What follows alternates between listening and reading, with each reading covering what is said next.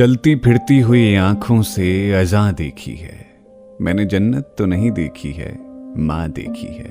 Hello hi, आप सुन रहे हैं हैशटैग किस्सा विद पंकज जीना। और आज हैशटैग किस्सा में जो किस्सा मैं आपको सुनाने जा रहा हूँ उस किस्से का हैशटैग है मेरी माँ। मैंने बचपन से बहुत सी कहानियों को पढ़ा है, लेकिन मेरी असल कहानियों की हीरो है मेरी माँ। जब वो 9 साल की थी तो उनके माँ बापा ने उनको उनके नैनीहाल भेज दिया था।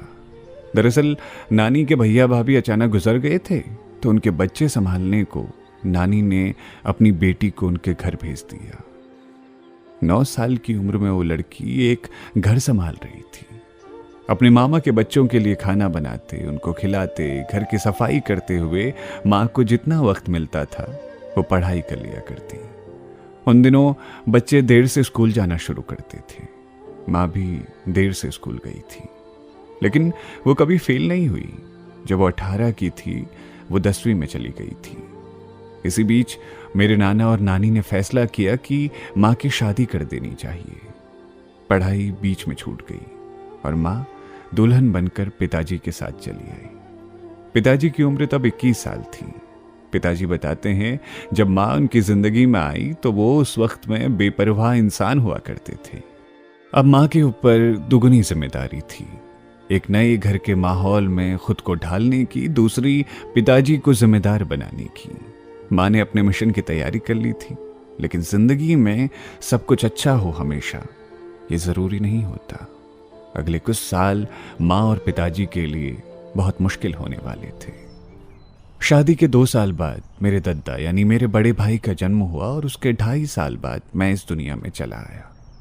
छोटा परिवार, सुखी परिवार, जो भी देखता यही कहा करता था हमसे। पिताजी शादी से पहले उसी छोटे शहर में एक मिठाई की दुकान पर काम करते थे। जब हम लोग हो गए तो उन्होंने खुद की एक दुकान शुरू की। इस दुकान को शुरू करते हुए माँ ने पिताजी की खूब मदद की थी।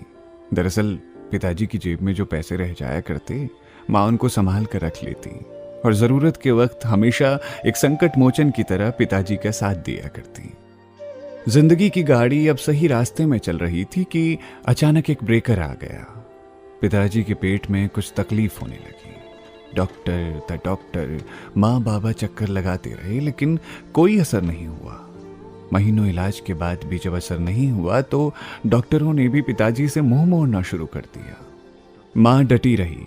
उनको मालूम था कि उनका प्यार सच्चा है और वो हर डॉक्टर के आगे बीमार पिताजी को लेकर गुहार लगाती रही। जाने कितनी प्रार्थनाएं की माँ ने, जाने कितने आंसू बहाए। तब जाकर एक दिन एक डॉक्टर ने फिर से पिताजी का इलाज शुरू किया। हालांकि उस डॉक्टर को भी खुद पर भरोसा नहीं था, पर माँ को भरोसा था, अपने प्रेम पर और अपने भगवान पर। विश्वास हमेशा अच्छे परिणाम देता है। माँ को भरोसा था और पिताजी कुछ समय बाद सही हो ही गए। इधर पिताजी सही हुए और उन्होंने अपनी बंद पड़ी दुकान को दोबारा शुरू कर दिया। पिताजी चाय बनाया करते थे और उनकी चाय बनाने की कला इतनी खूबसूरत थी कि उनके कस्टमर दिन पर दिन जुड़ने लगे। कुछ सालों में कारोबार अच्छा हो गया था। माँ ने हर दफा पिताजी का साथ दिया। उसने घर भी संभाला, जब जरूरत पड़ी दुकान भी संभाली और हमें पढ़ाने का जिम्मा भी उन्हीं के सर पर था। पिताजी रोटियों के लिए आटे का इंतजाम करते तो माँ उस आटे से रोटियां बना हमारे भोजन में उसे तब्दील कर देती। साल गुजर रहे थे। अब हमारी पढ़ाई का खर्च बढ़ने लगा था। भैया ने जब बीटेक में एडमिशन लिया तो माँ ने अपनी बचत से भैया की पहली फीस भरी थी। ये बहुत बड़ी रकम थी जो सालों तक उन्होंने थोड़ा थोड़ा करके बचाई थी। मैं जब डिप्लोमा करने लगा तो माँ ने फीस का बोझ सिर्फ पिताजी पर आने नहीं दिया।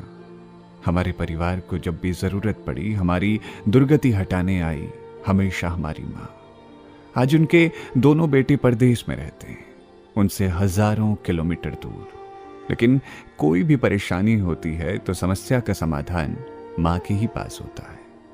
पिताजी आज भी माँ से पूछकर ही कोई काम करते हैं।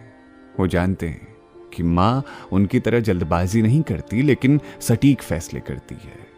इसीलिए दुनिया के हर महान इंसान से पहले मुझे हमेशा मेरी माँ दिखाई देती है। नवरात्रों की ढेर सारी शुभकामनाएं आपको।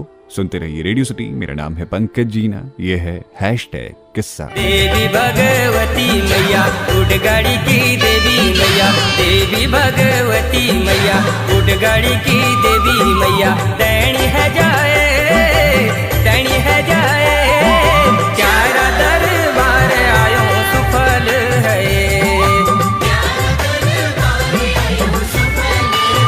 ओ मैया देवी भगवती मैया उड़ गाड़ी की